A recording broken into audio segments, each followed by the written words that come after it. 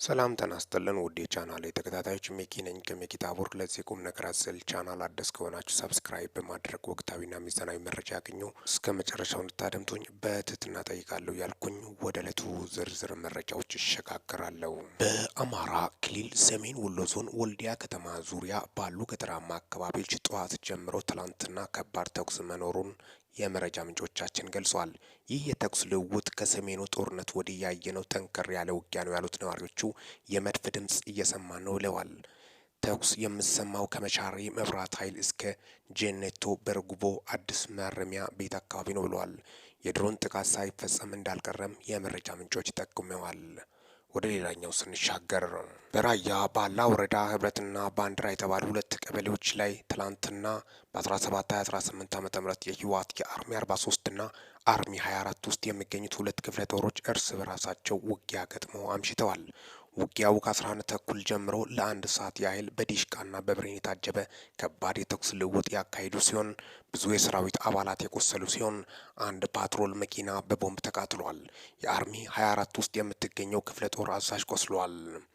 በአሁኑ ሰዓት ቁስለኞቹ ባላማጣ ከተማና መሆኒ ከተማ ሆስፒታል ላይ እየታከሙ እንደሚገኙ መረጃ ምንጮች ጠቁመዋል። በሌላ መረጃ አንደራደርም የኤርትራ ኤምባሲ በኢትዮጵያ ዋና ስራ አስፈጻሚ የሆኑት አቶ ቢንያም በርሃ ኤርትራ ከኢትዮጵያ ጋር ለመደራደር ዝግጁ ናት በሚል በአንዳንድ የሀገር ውስጥ ሚዲያዎች እንዲሁም ግለሰቦች የተዘገበው መረጃ ውሸት ነው ብለዋል። ኤርትራ በራሷ የባህር በር ግዛት ላይ በራሷ ሰማይ ዓመታት ውስጥ ከማንም ሀገር ጋር የምትደራደርበት ምክንያት የለም ሲሉ በኤክስ ገጻቸው ላይ ምላሽ ሰጥቷል። ሌላኛው መረጃ በአማራ ክልል የመሬት መንሸራተትና ጎርፍ በሰብል ላይ ከፍተኛ ጉዳት አደረሰ። በአማራ ክልል አንዳንድ አካባቢዎች በክረምቱ ወቅት ያስከተለው ጎርፍና የመሬት መንሸራተት በሰብል ላይ ከፍተኛ ጉዳት ማድረሱን አርሶ አደሮቹ ተናገሩ።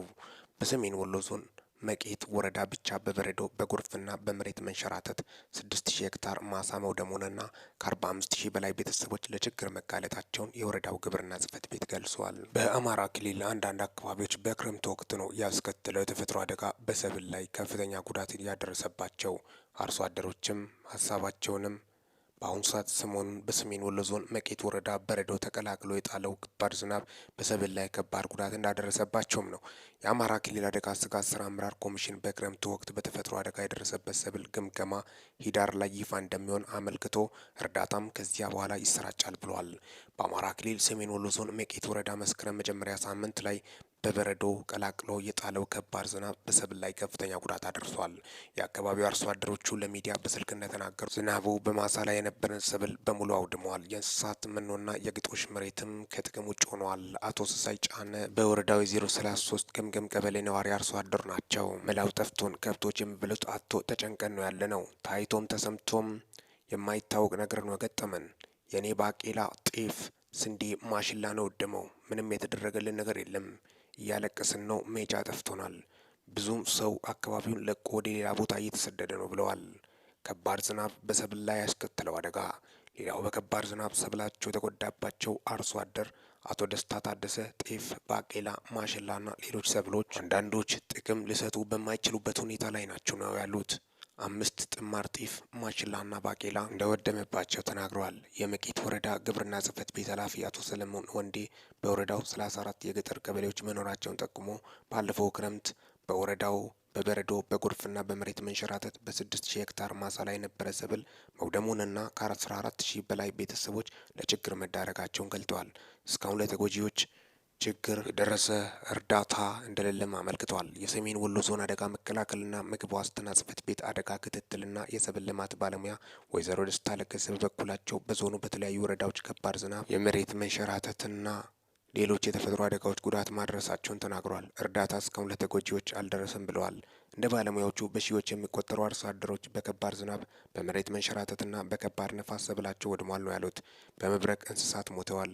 በቡግናና ዋልዳ ወረዳዎች ከባድ ንፋስ የ20 መኖሪያ ቤቶችን ጣሪያ ወሰደ ሲሆን በቡግና ላፍቶ ዋዲላ ወረዳዎች ከዝናብ ጋር የወረደ መብረቅ 73 የተለያዩ እንስሳት ሲገድል በ11 ቀፎ የነበረን የንብ መንጋ ገድሏል ብለዋል። የክልሉ የአደጋ ስጋት ስራ አመራር ኮሚሽን ምላሽ የአማራ ክልል አደጋ ስጋት ስራ አመራር ኮሚሽን ኮሚሽነር ዲያቆን ተስፋው ባታብል በዚህ ዓመት በክልሉ ደቡብ ወሎ፣ ሰሜን ወሎ፣ ምስራቅ ጎጃም፣ ዋግምራ ብሔረሰብ አስተዳደር ማዕከላዊ አንዳንድ አካባቢዎች የተፈጥሮ አደጋዎች ቢከሰቱም ከተጠበቀው በታች እንደነበሩ ገልጠዋል።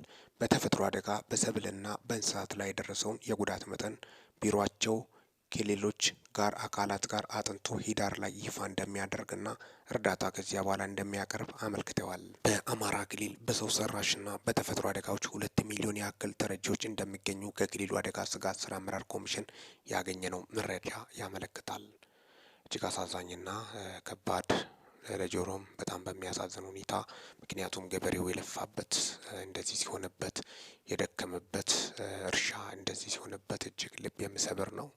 አሳዛኝ ነው። ኢትዮጵያ በአሁኑ ሰዓት ከባድ ጊዜያቶችን እያለፈች ነው። ነገ መልካም ይሆናል በማለትም ነው በርካቶችም ተስፋ አድርጎ የሚኖሩት።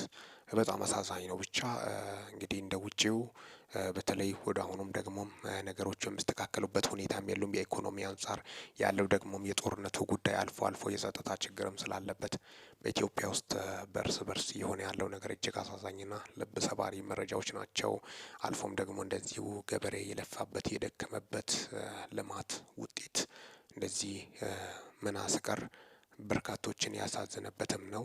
በጣም እንግዲህ በአጠቃላይ ያሉትን መረጃዎችን በማስመልከት እንግዲህ ዛሬ በዋናነት የተሰሙት ዋና ዋና መረጃዎችን በማስመልከት እንግዲህ በዋናነት ከወደ ትግራይ ራያ አካባቢ ወሰን አካባቢ ላይ የነበረው በራያ ላይ የእርስ በርስ ውጊያን በማስመልከት ያልተጠበቀ እንደነበረና በአማራ ክልል ወልዲያ ዙሪያም እንደዚሁ ከባድ ተኩስ እንደነበረ ጭምርም አልፎም ደግሞ የድሮን ጥቃት ሳይፈጸም እንዳልቀረ ጭምርም የመረጃ ምንጮች ሲጠቁሙም ነበር። ሌላኛው መረጃ ደግሞ ከወደ ኤርትራ ነው። ኤርትራ ደግሞ ለድርድር ዝግጁ አይደለችም በማለትም አቋሟን እያንጸባረቀች ነው። የኢትዮጵያ መከላከያ ሰራዊት ከዚህ በፊት ዋና አዛዦችና ጀኔራሎች መግለጫ መስጠታቸውም የሚታወስ ነው። በኢትዮጵያ በህልውናና ሉዓላዊነት ዙሪያ የሚመጡት ማናቸውንም ኃይል እንግዲህ ከመመከትና ሀገራችንን ከማስጠበቅ ወደ ኋላ አንልም፣ ወደብ የግድ ለኢትዮጵያ ያስፈልጋል በማለትም ነው በዋናነትም ተጠሩም የነበሩት ማለትም ነው። አጠቃላይ እንግዲህ በዚህ ሰዓት ኢትዮጵያ ከባዱን ጊዜ እያሳለፈች እንደሆነ ምንም ጥርጥር እንደሌለው ጭምርም መልካም ነገ ይሆናል በማለት በርካቶችም ጸሎት እያደረጉ እንደሚገኙ ጭምርም የተሰሙት መረጃዎች ዕለታዊ መረጃዎችን በማስመልከት አጠቃላይ እስካሁን ድረስም አብሬያችሁ የቆየሁት ሚኪ ነኝ። እንግዲህ ለዚህ ቁም ነገር አዘል ቻናል አዲስ የሆናችሁት ደግሞ እናንተ ሰብስክራይብ ማድረግ በፍጹም እንዳይረሳ። በዚሁ ቻናል በዋናነት የምተላለፉት ወቅታዊና ታማኝ እንዲሁም ሚዛናዊ መረጃዎች ስለሆኑ ሰብስክራይብ ስታደርጉ ይህንን ቻናል ኖቲፊኬሽን ቤሏን ወይም ደወል ምልክቷን ክፍት ያድርጉ። ያን ሲያደርጉ ወደ አሁኑ የሚለቀቁት መረጃዎች ለእናንተ ይደርሳሉ። ለሰዓታት ያሉኝ መረጃዎች ይህን ይመስላሉ። በወቅታዊ ነጫጭር እንዲሁም ሚዛናዊ መረጃዎች እስከምንገናኝ ድረስ በያላችሁበት ዓለም ክፍል ሰላም ያቆያችሁ። ሚኪ ታቦርን ለወቅታዊና ታማኝ እንዲሁም ሚዛናዊ መረጃዎች ሰብስክራይብ ማድረግ በፍጹም እንዳይረሳ።